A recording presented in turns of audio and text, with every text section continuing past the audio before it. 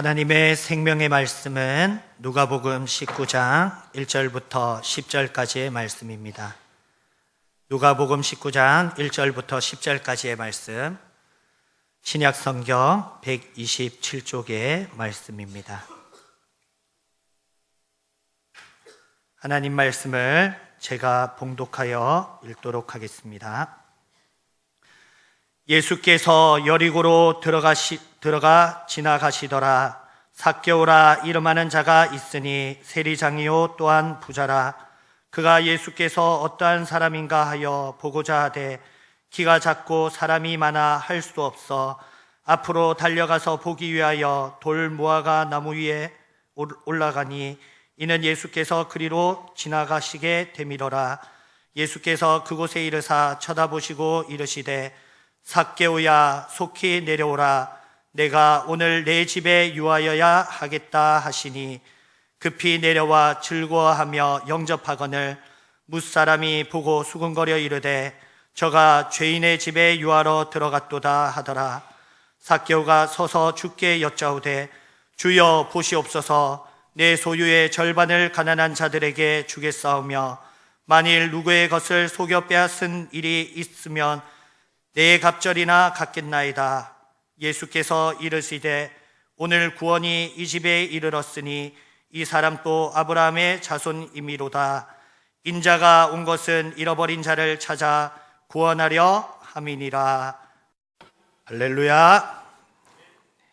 오늘 우리를 위해서 귀한 분이 오셨습니다. 우리 부산 북교에서 사역하시고 은퇴하신 우리 조석우 목사님께서 특별히 오셔서 영원한 교회 위에 성령님께서 하시는 하나님의 음성을 증가하실 때에 아멘으로 화답하시고 또 은혜로운 말씀에 은혜 받고 결단하시고 돌아가시길 바랍니다. 주님의 부르심과 응답이라는 제목으로 조석우 목사님 나오셔서 하나님 말씀 증언해 주시겠습니다. 하나님 아버지, 우리 찬양대원들이 정성껏 준비하여 올려드린 찬미의 제사를 음량하여 주시옵소서. 그리고 찬미한 입술들이 복되게 하시고 우리 모두가 일평생 주님을 찬송하는 기쁨 속에 살아갈 수 있도록 은혜 베풀어 주옵소서. 예수님의 이름으로 기도드리옵나이다. 아멘.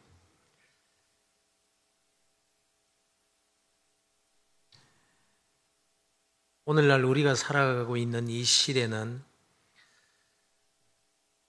과학의 발달로 인한 문명의 이기들이 상상을 초월할 정도로 많습니다. 그래서 이런 말이 있더라고요. 세종대왕이 만약에 다시 살아나서 이 세상을 본다면 살아나서 세상을 딱 보는 순간 다시 기절해서 죽을 거다. 그러니까 세종대왕까지 올라갈 것이 없습니다. 우리의 할아버지 때만 해도 상상도 못할 세상으로 변했기 때문에 저희들이 어릴 때만 해도 만화에서나 볼 수 있었던 기계들이 만화의 상상보다 더 뛰어넘고 더 나아가서 상상도 할 수 없었던 그런 문명의 이기들이 얼마나 많은지 몰라요. 그런데 오늘날 우리가 살아가고 있는 이 시대를 가리켜서 또한 아스피린 시대라고도 합니다. 골치 아픈 시대라 이 말이에요. 편리한 세상에서 편하게 행복하게 살아야 될 텐데 왜 골치 아픈 시대가 되었느냐 하는 겁니다. 환경이 문제가 아니라 사람이 문제인 거예요. 사람이 문제지 환경이 문제가 아니라. 그 옛날 제가 어릴 때만 해도 우리 아주머니들 참 고생을 많이 하면서 산 것 같아요. 밥을 해 먹어도 그냥 해 먹는 것이 아니라 동네 우물에 가서 물동이로 물을 길어다가 쌀 씻고 밥 지어서 그리고는 나무로 불을 떼어서 그렇게 밥을 먹고 살았습니다. 빨래를 하려면 개울에 나가서 그렇게 빨래를 하기도 했었습니다. 그런데 요즘 어떻습니까? 얼마나 편리한지 수도꼭지만 틀면 물 나오죠. 스위치만 올리면 불이 켜져서 밥이 저절로 돼. 아니 그것도 뭐 밥하는 것도 그냥 전기 코드만 꽂아 놓으면 되지요. 그런데 그때 그 시골 마을에 고생하면서 물동이 이고 다니는 그 아줌마들보다 오늘날 문명의 이기를 가지고 살아가는 요즘 아줌마들이 훨씬 더 불평이 많아요. 환경이 문제가 아니라 사람이 문제인 거예요. 어떤 아이가 스케이트를 타다가 물에 빠져 죽게 되었더랍니다. 다들 구경만 하고 서 있는데 한 아이가 물에 뛰어들더니 혼신의 힘을 다해서 그 아이를 극적으로 구조를 했다는 거예요. 많은 사람들이 박수를 치고 칭찬하려고 난리가 났어요. 그래서 그 아이에게 물었습니다. 야, 너 어떻게 그렇게 할 수가 있었더냐? 라고 물었더니 한다는 말이 저 아이가 내 스케이트를 신고 있단 말이에요. 친구의 생명보다도 자기의 스케이트가 더 중요하다고 하는 이 생각, 과연 그 아이만의 생각일까요? 미국 미시건주에 사는 패트리샤 드로시라는 사람이 집 앞에 있는 차고 쪽으로 걸어가고 있었는데 14개월 된 아들 스텔리가 아장아장 아빠를 뒤따라 걸어가다가 수영장에 푹 빠져버린 거예요. 그것도 모르고 차고에 갔다가 돌아오는 가운데 수영장을 보니까 수영장에서 이 아이가 앙앙 울면서 물에 동동 떠 있더라는 거예요. 깜짝 놀라서 뛰어들어가 보니까 자기 집에서 기르는 그 개가 그 아이를 물 밑에서 떠받치고 있더라는 거예요. 이 사실이 미시건 지역방송 우드 TV를 통해서 전 세계에 알려지게 됩니다. 자, 아이를 구하러 물에 뛰어든 개, 스케이트 때문에 물속에 뛰어든 아이, 무슨 차이일까요?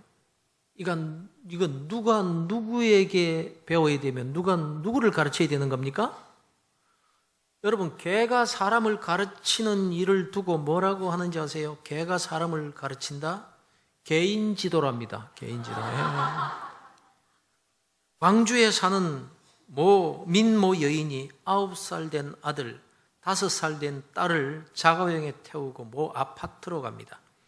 그리고는 그 아파트 꼭대기로 올라가서는 함께 뛰어내렸습니다. 경찰에 의하면 그 이유가 뭐냐? 첫째는 가난해서, 두 번째는 딸아이의 건강 때문에, 이게 이유였습니다.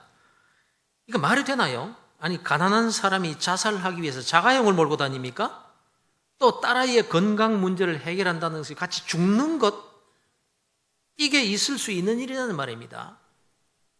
여러분, 이게 환경의 문제가 아니라 인간 존재 자체의 문제인 거예요. 내가 원하는 것 다 가지고 내가 바라는 것 이루고 행복의 조건이라고 생각하는 그것 다 손에 쥔다고 거기에서 만족과 기쁨과 행복이 주어지는 것이 아니라는 거예요. 우리는 본문 속에서 출세하고 성공한 한 사람을 만나게 됩니다. 바로 삭개오라는 사람입니다. 이 사람은 야망가였습니다. 출세 지향적인 사람이었고요. 수단과 방법을 가리지 않고 자기가 목표로 한 것을 기어코 이루어내고야만 하는 사람이었습니다. 그리고 그가 원하는 그대로 성공한 사람이었습니다. 당시 세리라는 직급은 대단한 권력이었습니다. 혹 세리까지는 될 수 있을지 몰라도 로마의 식민지 상태에서 세리장, 세무청장 이 직급이라는 이것을 얻었다는 것은 이게 보통 권력이 아닌 거예요. 철학가 니체가 말하기를 사람에게는 권력의 의지, 빌레 주름 막트, 이것이 인간 삶 자체이고 내면에서 솟아나는 그런 활동적인 생명의 힘이라고 말했어요. 그러니까 사람에게는 누구나 다 권력으로 향한 의지를 가지고 있다는 겁니다. 그런데 인간의 내면에 권력에 대한 의지가 존재했다는 것은 간파했던 이 니체가 사실 이 권력의 의지라는 것이 인간의 죄로 인한 것이라는 점은 알지를 못했던 거예요. 아무튼 권력은 정치인들만 탐하는 것이 아니라 모든 사람 속에 존재해 있는 그런 의지라는 거예요.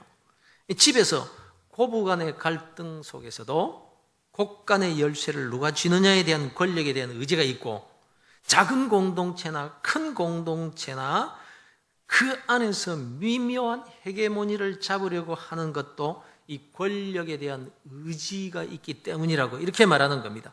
한마디로 인간이라면 누구나 다 이 권력으로 향한 그 의지를 가지고 있다는 것인데, 그럼 그 권력에 대한 의지라는 것이 무엇이며 왜 그렇게 생긴 건가? 그것이 생명이라고 생각하기 때문이라는 겁니다. 그것이 라이프, 삶의 만족이, 기쁨과 즐거움의 누림이 바로 그 권력으로부터 나온다고 생각을 한다는 거예요, 사람들이. 지금 누구 얘기를 하고 있는 겁니까? 내 얘기를 하고 있는 거예요, 여러분. 그런데 삭개오가 바로 그 권력을 쟁취한 사람이었어요. 그럼에도 불구하고 그 권력이 삭개오를 행복하게 해주지 못했다는 겁니다. 권력이 멀리 있을 때는 다 그것만 잡으면 자기 인생을 만족시켜 줄 수 있을 것 같더라는 거예요. 그런데 노력 끝에 그것을 가졌음에도 불구하고 그 안에 자기가 원하는 것이 없을 때 인간은 허무에 빠져버린다. 그래서 절망에 빠져서 극단적인 선택을 하게 되든지 아니면 더 큰 권력을 얻기 위해서 발버둥을 치고 있다는 것이에요. 이것이 오늘을 살아가는 인간들의 보편적인 모습이라는 겁니다. 삭개오라고 이름하는 자가 있으니 세리장이요 또한 부자라. 그는 부자였습니다. 오늘날 사람들이 얼마나 부자 되려고 애를 씁니까? 이 시대의 가장 큰 우상이 뭡니까? 돈입니다. 맘모니즘. 돈이 우상입니다. 서울의 모 목사님이 이미 돌아가신 모 한국의 재벌의 회장한테 이렇게 만나서 물었더랍니다. 요새 평안하십니까? 물었더니 목사님, 나는 아침에 눈을 뜨면서부터 초조해지고 불안해진다고 하더라는 거예요. 최고의 재벌가가. 돈으로 행복을 살 수가 없고 돈으로 인생의 의미를 살 수 없고 돈으로 인생의 목적을 살 수 없는 거예요. 그런데 인간은 그것이 없어서 불행한 줄 알고 그것을 가지면 행복할 거라고 생각합니다. 물론 그게 아니라는 것을 우리가 다 알고 있습니다. TV 뉴스를 틀면 다 그 이야기예요. 그것 쫓아 살다가 어떻게 됐다라는 그게 다 뉴스의 내용들입니다. 드라마의 내용들도 다 그런 거예요. 그렇지 않아요? 드라마의 내용도 다 그 이야기하고 있는. 그런데 문제는 그걸 잘 알고 있으면서도 똑같이 다들 또 그리로 가고 있다는 거예요. 과거의 권력을 가진 사람들이 얼마나 비참하게 되었느냐를 우리 시대의 역사 속에서도 이 많은 정부들, 우리가 겪고 있는 그 사람들을 통해서도 우리가 눈으로 보고 있는데도 똑같은 일들이 계속해서 일어나고 있다는 거예요. 드라마를 보면서도 뭐라고 들어갑니까? 요즘 드라마, 특히 요즘 드라마. 여러분이 즐겨보는 드라마가 있습니까? 그 드라마를 한번 생각해 보시죠. 그 드라마에 보면은 꼭 못된 여자 한 사람씩 나옵니다. 그렇죠? 딱 보면 그래요. 딱 보면 그래요. 그런데 사실 그 드라마가 인기가 있느냐 없느냐는 그 못된 여자가 얼마나 연기를 잘하느냐에 따라서 결정이 된대요. 그래서 그 드라마를 우리가 보면서 뭐라 그럽니까? 아이고, 저 못된 것. 세상에 저렇게 못된 년이 도대체 어디냐? 이렇게 욕을 하면서 그 못된 것이 어떻게 벌받게 되는지를 보려고 설거지도 안 하고 계속 본다는 거예요. 그런데 그렇게 욕을 하면서도 자기는 그 모습 그대로 살아가고 있다는 걸 모르는 거예요. 못된 것. 그러면서 자기가 그렇게 헛되게 살고 있다는 것은 까마득하게 모르고 살아가고 있다는 것이 보편적인 인생들이라는 겁니다. 사랑하는 성도 여러분, 오늘 본문에 등장하는 삭개오를 잘 보셔야 합니다. 왜냐하면 삭개오는 바로 나 자신을 상징하고 있기 때문입니다. 삭개오는 모든 인생 가운데서 특히 오늘날의 그리스도인들, 교회 공동체에 속한 교인들의 모습을 잘 보여주고 있다는 거예요. 왜 성경 말씀이 성경에 기록되어 있습니까? 이 역사가 왜 기록되어 있습니까? 그 당시 사람들을 위한 것이라기보다는 오늘 이 성경을 보고 있는 저와 여러분에게 교훈을 주시기 위해서 하나님께서 이 역사를 일부러 있게 하셨고 그것을 하나님의 말씀 속에 기록해서 오늘 저와 여러분에게 깨닫도록 하시기 위해서 기록된 내용이 오늘 본문의 말씀이라는 겁니다. 그래서 오늘 이 시간 삭개오를 통해서 다른 사람이 아닌 나 자신을 살펴볼 수 있는 귀한 시간 되기를 주 예수 그리스도 이름으로 축원합니다. 여러분, 삭개오가 왜 주님을 만나기 위해서 거리로 나왔고 또 나무 위로 왜 올라갔을까요? 삭개오가 예수님이 자기가 사는 동네를 지나가신다는 소식을 들었습니다. 38년 된 병자도 고치고 나병 환자도 고치고 오병이어의 기적도 일으킨다더라. 이 소식을 삭개오도 들었을 것입니다. 그래서 사람들이 예수님께로 막 몰려들었다는 거죠. 그런데 그렇다고 할지라도 적어도 삭개오는 그런 이유 때문에 예수님을 만날 필요가 전혀 없는 사람입니다. 그는 병들지 않았습니다. 그는 가난하지 않았습니다. 그는 권력이 없는 것도 아닙니다. 그럼에도 불구하고 삭개오는 주님을 만나보기 위해서 집을 나섰다는 것입니다. 그러면 삭개오의 행동을 한번 살펴보십시다. 예수님을 보기 위해 나갔는데 이렇게 기록하고 있습니다. 그가 예수께서 어떠한 사람인가 하여 보고자 하되 키가 작고 사람이 많아 할 수 없어 앞으로 달려가서 보기 위하여 돌 무화과나무에 올라가니 이는 예수께서 그리로 지나가시게 되밀어라. 예수라는 사람이 있는데 어떤 사람인가 한번 구경이나 해볼까 이러고 집을 나간 사람은 아니라는 겁니다. 예수님을 만나보기 위한 간절한 그의 마음이 보이십니까? 키는 작은데 사람은 많아서 발뒤꿈치를 들어도 볼 수가 없고 하는 수 없이 앞으로 달려갔다. 어디로? 예수님 쪽으로 달려간 것이 아니라 앞으로 반대쪽으로 예수님이 지나가실 길을 예측하고는 미리 저 앞으로 달려가서 그 길가에 있는 나무 위로 올라갔다는 겁니다. 그냥 구경 나온 사람이 아닙니다. 기어코 봐야 되겠다는 간절함에서 비롯된 행동이었다는 거예요. 그런데 또 한편으로 이 삭개오가 나무에 올라갔다는 것은 숨어서 보겠다는 의도가 숨겨져 있는 거예요. 잎이 무성한 나무가지에 숨어서 만나보고 싶긴 하지만 그가 하나님의 아들이 아니고서는 할 수 없는 기적을 일으킨다는 소식을 다 들었어요. 그분이 보통 사람이 아니라 하나님의 아들이라는 말까지 한다는 소식을 들었습니다. 그래서 당당하게 그 앞에 나아갈 수가 없었어요. 왜냐? 모든 것을 다 아시는 분이라면 딱 삭개오를 보자마자 네 이놈! 이러실 테니까. 그러면 이제 예수님의 모습을 살펴보십시다. 예수께서 여리고로 들어가 지나가시더라. 여리고로 지나가시더라. 이게 여리고로 들어가 지나가시더라. 예수님이 그냥 여리고를 비껴 지나가신 게 아닙니다. 여리고 동네 안을 관통해서 지나가셨다는 것을 성경이 일부러 기록하고 있습니다. 에이셀돈 디에르케토. 예수님은 지금 십자가를 지시기 위해서 피 흘려 죽으시기 위해서 예루살렘으로 올라가시는 중입니다. 그런데 왜 여리고를 비껴서 그냥 지나가시지 않고 동네 가운데로 관통하는 길을 택하신 것일까요? 바로 삭개오 때문입니다. 그를 만나시기 위해서였습니다.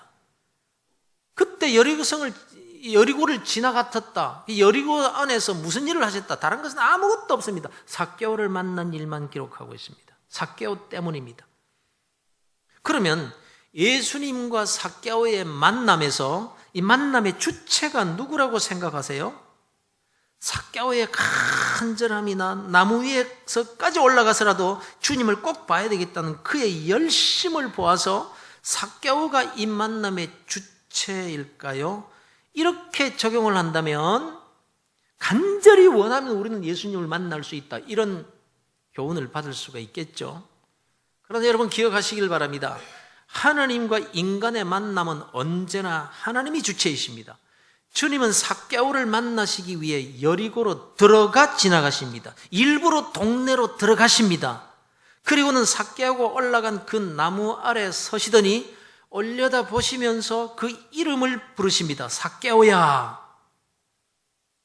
삭개오의 이름을 주님께서 어떻게 하셨을까요? 한 번도 만난 적이 없습니다. 얼굴을 본 적도 없습니다. 이사야 43장에 보면 구원받은 하나님의 자녀들을 가리켜서 내가 너를 구속하였고 내가 너를 지명하여 불러나니 너는 내 것이라 이렇게 말씀하십니다. 내가 내 이름을 불러 내 자녀 삼았느니라. 네가 나를 만나서 네가 구원받은 것이 아니라 내가 너를 구원하였고 내가 너를 지명하여 불렀느니라. 지금 그 말씀을 하고 계십니다. 내가 내 이름을 불러서 구원하였느니라. 이 말씀을 지금 하고 계신 거예요. 삭개오야, 삭개오야. 더더군다나 그 삭개오가 그 나무 위에 올라가 있는 줄은 어떻게 아셨을까요? 삭개오의 이름도 아시고 삭개오가 나무 위에 올라가 있는 줄도 아셨다면 삭개오가 어떤 사람인지도 다 알고 계셨다는 겁니다.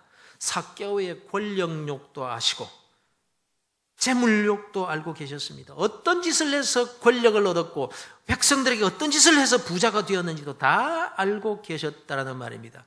그래서 백성들에게 미움을 받고 있었고 모든 사람들로부터 죄인 취급을 받고 있었다는 것도 다 알고 계셨습니다.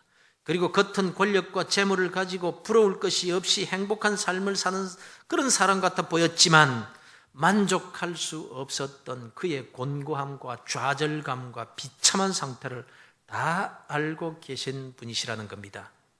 그분은 전지하신 하나님이시기 때문입니다.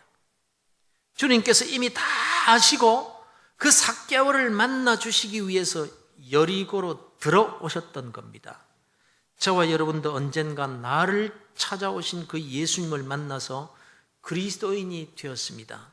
나 한 사람, 삭개오와 같은 나를 찾아오신 그 주님을 만나서 지금 이 자리에 나와 앉아 있게 된 것을 믿으시기를 바랍니다.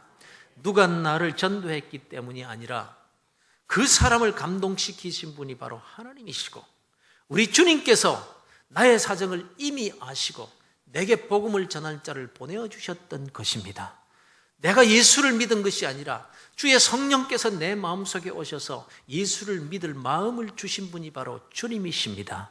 내가 주님을 찾은 것이 아니라 주님께서 나를 찾아오셔서 지금 우리가 이 자리에 앉아 있게 된 것입니다. 할렐루야.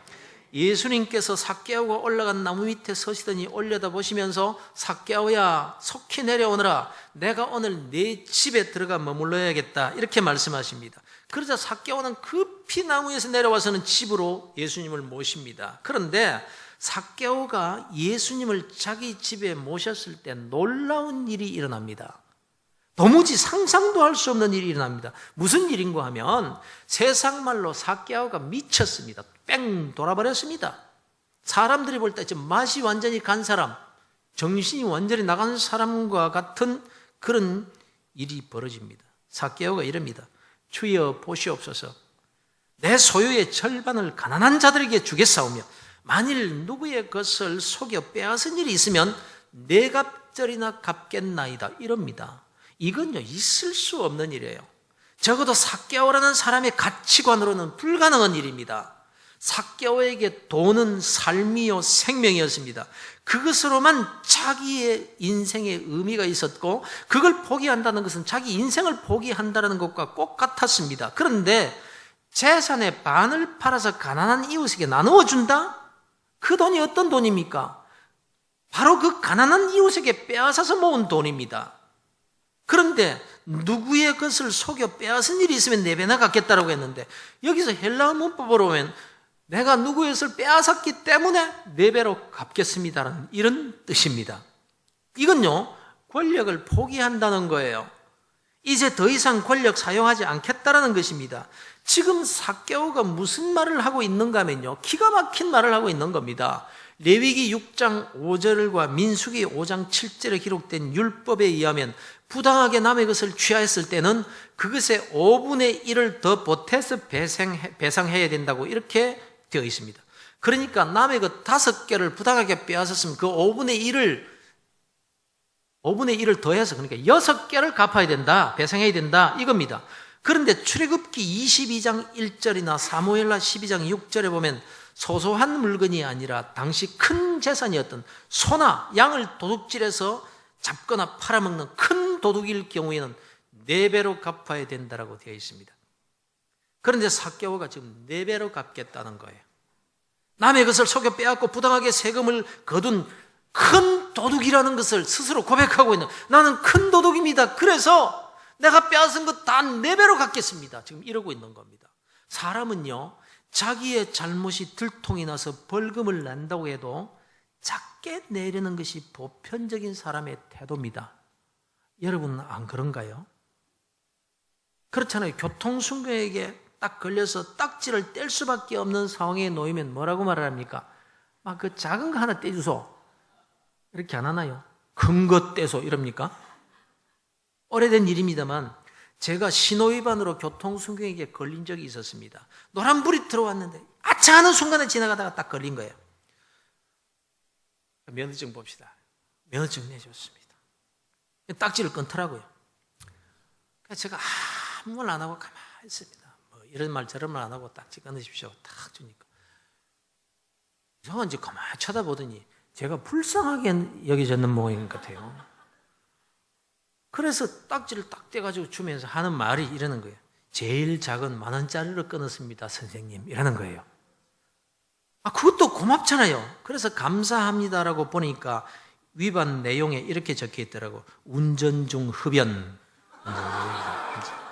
목사가 운전하면서 담배를 피다가 걸렸다. 들켜도 5분의 1만 내면 되는데 삭개오가 4배로 갚겠다? 이거 삭개오가 미쳐도 단단히 미친 거예요. 무슨 말인가 하면 삭개오의 모든 가치관, 인생관, 행복관이 완전히 뒤집어지고 바뀌어져 버렸다는 거예요. 무슨 일이 있었던 걸까요? 왜 이렇게 된 걸까요? 어떻게 이런 일이 일어날 수가 있었던 걸까요? 잘 보세요. 삭개오의 어떤 점이 바뀐 겁니까? 삭개오에게 가장 중요한 것이 뭐였는가 하면 권력과 재물이었습니다. 이것은 그의 인생이었고 삶의 목적이었고 수단과 방법을 가리지 않고 가져야 될 목표였습니다. 그런데 그걸 포기하고 던져버렸다는 것이 무엇을 의미하고 있느냐라는 겁니다. 단순히 삭개오가 착한 사람이 되었다라는 거나 황금보기를 돌같이 여기는 사람이 되었다라는 게 아니에요. 그냥 미치고 그냥 정신이 이상하게 된 것이 아니라는 겁니다.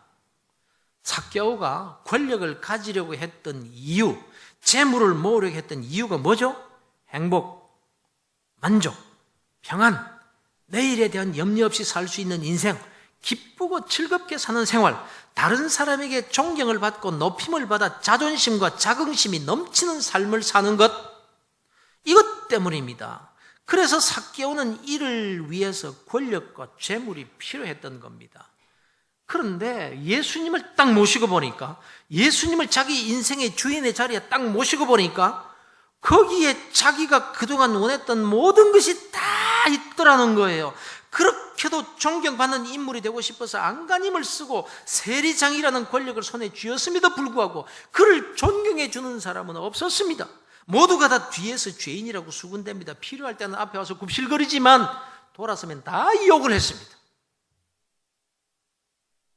재물이 많으면 만족하고 행복하게 살 줄 알았는데 행복이 없습니다. 만족이 안 됩니다. 곤고합니다. 갈증이 더 생깁니다. 그래서 더 많이 착취해야 됐고 더 많이 속여서 모아야 했습니다. 그러면 그럴수록 자기 인생은 더 비참해졌고 모든 것을 가져서는 아무것도 없는 것 같은 공허함과 좌절감 때문에 잠을 편히 잘 수가 없습니다. 그런데 주님을 인생의 주인의 자리에 딱 모시자 그 안에 모든 것이 다 있다는 것을 발견하게 됩니다. 하늘과 땅의 모든 권세를 가지신 그 주님이 주인이 되시자 세상의 권세와 권력과 재물로 얻으려고 했던 모든 것 다 소용이 없게 되어버리고 맙니다. 그분 안에 다 있는데, 그분이 내 안에 들어오셨는데 다른 모든 것 아무것도 아니에요. 그래서 지금까지는 가진 권력으로 남의 것을 빼앗으려고 했는데 이제 그 권력을 주님이 기뻐하신 일에 사용하고 빼앗은 것을 나누어 주기 시작합니다. 삭개오가 미친 것이 아니라 이제 제자리로 돌아왔다라는 겁니다. 이것이 성경에 기록되어 있는 것은 삭개오를 위한 것도 아니고 그 당시에 살아가는 사람들을 위한 것이 아니라 오늘 이 말씀을 읽고 있는 저와 여러분을 위해서 이 사실이 기록되어 있다는 겁니다. 지금 저와 여러분들 이야기를 하고 있는 겁니다. 그러면 이제 우리 이야기를 좀 해보자는 거예요. 우리는 그리스도인들입니다. 어느 날 주님께서 나무 위에 올라가 있는 나를 찾아오셨고 나는 주님을 만났습니다. 그리고 그리스도인이 되었습니다. 그런데 이리 내려오너라 내가 네 집에, 네 인생 속에 머물러야 되겠다라고 하실 때 내려왔느냐 하는 문제요. 또 내 집의 주인으로, 내 인생의 주인의 자리로 정말 모셔들었느냐라는 점입니다. 여러분, 나는 아직도 그 나무 위에서 내려오지 않고 있는 것은 아닌지 살펴보아야 된다는 거예요. 그래서 아직도 주님은 내려오너라, 내가 내 집, 내 인생의 주인의 자리에 앉기를 원한다라고 하시면서 지금도 그 나무 밑에 서 계시도록 하고 있지는 않는가라는 겁니다. 삭개오가 올라갔던 그 나무가 주는 의미는 아주 큽니다. 개역 성경에는 뽕나무라고 번역을 했죠. 그런데 지금의 개역 개정판에는 돌무화과나무라고 번역을 제대로 하고 있습니다. 이 나무는 쉬코모레안이라는 나무인데 애굽 무화과나무, 시카모 무화과나무라고 불리는 나무입니다. 그래서 이 무화과나무라고 번역한 것이 제대로 번역한 거예요. 무화과나무. 그런데 삭개오가 무화과나무에 올라갔어요. 그리고 그 잎 속에 숨어 있습니다. 무화과나무 잎 가운데 자신을 숨기고 있는 삭개오. 무화과나무잎 하면 생각나는 게 없으신가요? 아담과 하와가 죄를 짓고 나서 제일 먼저 뭘 했죠? 무화과나무 잎으로 치마를 만들어 입었더라는 것입니다. 왜 그랬죠? 내가 벗었으므로 두려워하여 숨었나이다. 그때부터 인간은 죄로 인한 두려움과 수치를 가리려고 무화과나무 잎으로 옷을 만들어 입기 시작합니다. 그러나 그 두려움과 수치와 좌절감과 비참함은 아무리 가리려고 해도 가려지지가 않습니다. 만들어 가렸다라고 하면 곧 말라버리고 두려움과 수치는 이내 드러나 버립니다. 삭개오가 그렇게도 가지고자 했던 그 권력의 무화과나무잎, 재물의 무화과나무잎, 그 잎으로 가리면은 두려움이 없을 것 같았고 슬픔과 갈등과 불행이 없어지고 행복하게 될 줄 알았는데 그 무화과나무 잎으로 만든 치마를 입고서 아담이 이렇게 말합니다. 내가 벗었으므로 두려워하여 숨었나이다.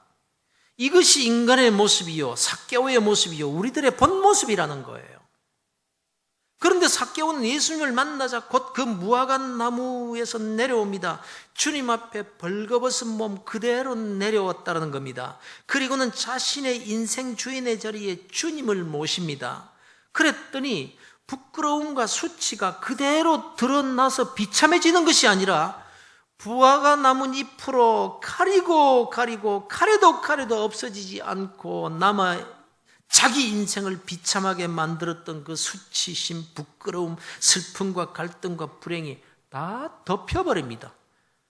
그냥 있는 그대로 내려갔더니 수치심이 드러나는 것이 아니라 완전히 덮여버립니다. 왜요?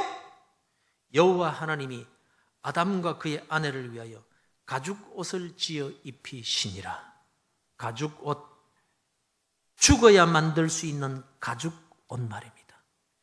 주님은 지금 우리의 가죽옷이 되어주시기 위해서 예루살렘으로 올라가고 계신 중입니다. 그 사실을 가르쳐 주시기 위해서 여리고성을 꿰뚫고 지나가십니다. 무화과나무 잎으로 자신을 가리고 숨어있는 그 삭개오를 통해서 무화과나무 잎 대신 자신의 십자가의 죽음으로 만든 가죽옷을 입어야 한다는 것을 저와 여러분에게 가르쳐 주시려고 지금 이 말씀이 기록되어 있는 거예요. 그런데 오늘날 그리스도인들이 무화과나무 위에서만 예수님을 만나고 있습니다. 그리스도인들이 말입니다. 예수를 믿는다는 사람들이 말입니다. 그 무화과나무에서 내려오지는 않습니다. 이런저런 무화과나무 잎으로 가려서 자신의 문제를 해결해 보려고 합니다. 자신이 자기 인생의 주인이 되어서 권력의 나뭇잎, 재물의 잎, 명예의 잎, 쾌락의 잎을 만들어가지고 자신의 두려움과 수치심을 가리려고 안간힘을 쓰고 있습니다. 그러면 그럴 수 있도록 자기의 수치심은 더 드러납니다. 행복이 오는 것이 아니라 오히려 곤고합니다.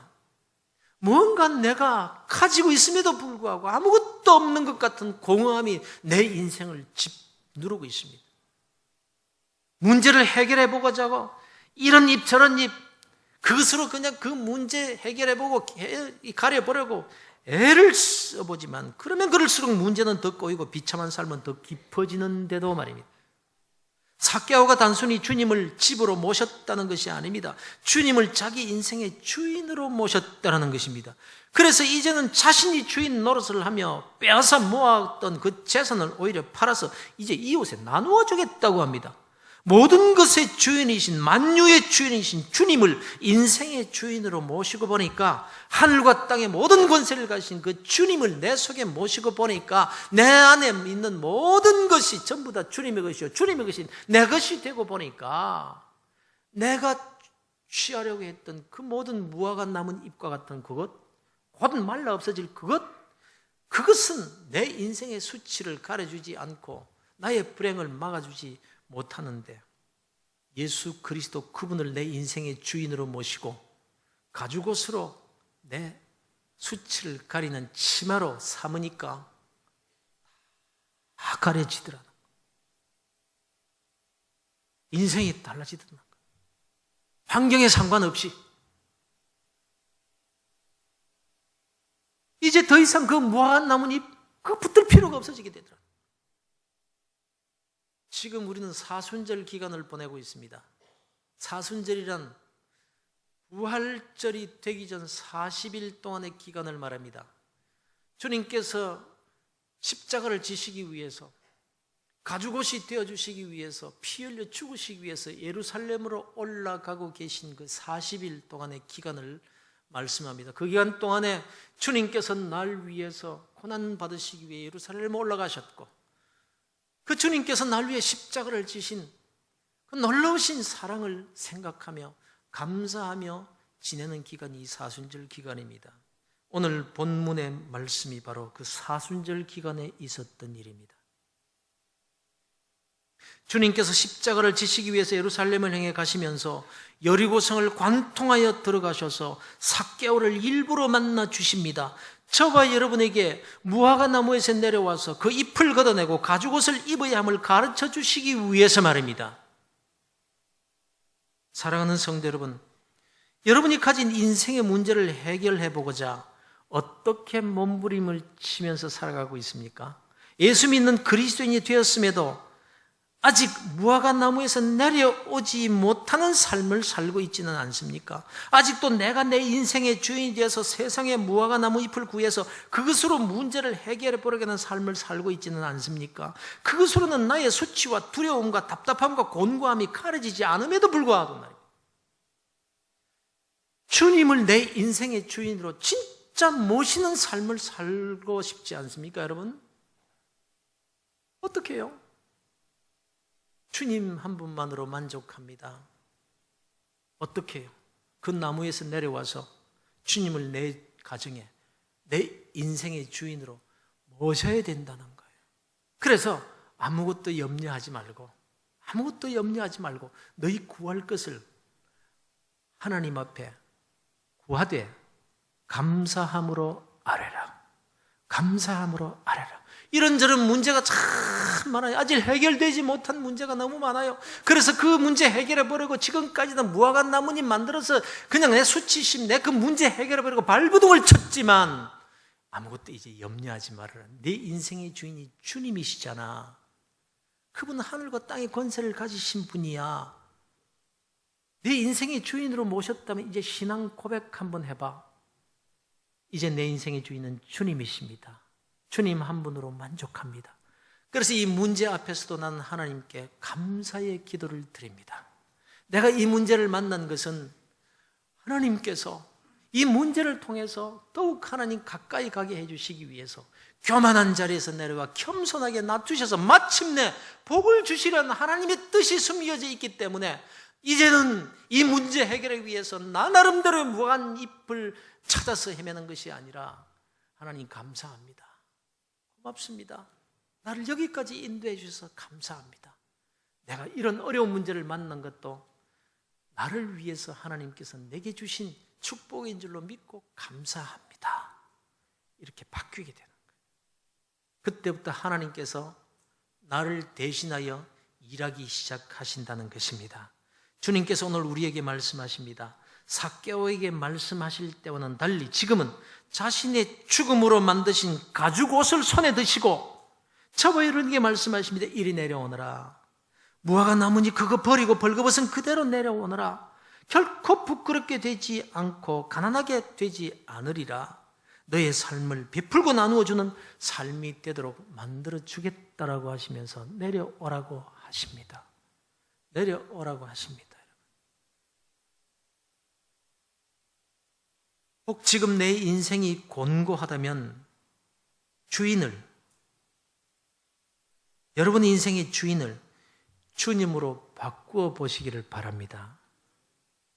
그 신앙 고백이 여러분의 입에서 여러분의 삶으로 나타나게 되면 여러분이 부유한 삶을 살게 될 것입니다. 그리고 날마다 내 잔이 넘칩니다라는 신앙의 고백과 함께 하나님을 찬송하면서 많은 사람들을 부유하게 해주는 그런 하나님의 자녀로 살다가 주님 만나게 될 줄로 믿으시기를 주 예수 그리스도 이름으로 축원합니다. 하나님 아버지 감사합니다. 오늘도 저희들을 사랑해 주셔서 그대로 버려두시지 아니하시고